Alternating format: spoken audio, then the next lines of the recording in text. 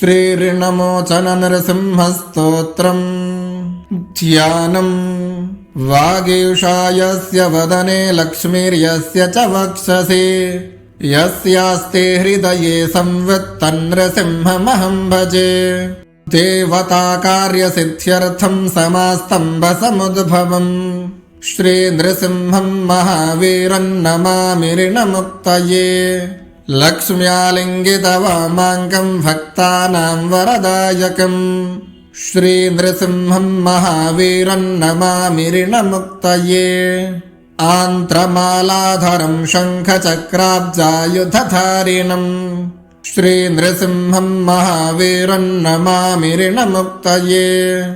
स्मरणात् सर्वपापघ्नं कद्रूजविषनाशनम् श्रीनृसिंहं महावीरं नमामि ऋणमुक्तये।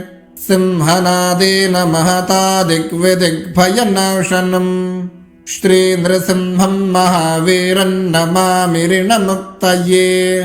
प्रह्लादवरद श्रीदन्दैत्येश्वरविदारणम् श्रीनृसिंहं महावीरं नमामि ऋणमुक्तये।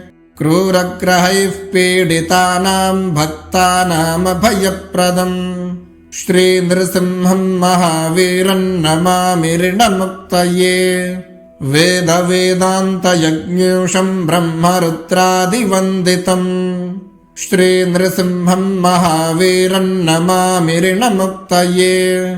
इत्थं यः पठति नित्यं ऋणमोचनसिद्धये अनृणो जायते शीघ्रं धनं विपुलमाप्नुयात्।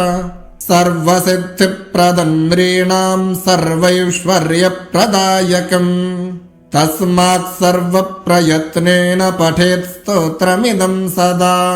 इति श्रीनृसिंहपुराणे ऋणमोचन श्रीनृसिंहस्तोत्रम्।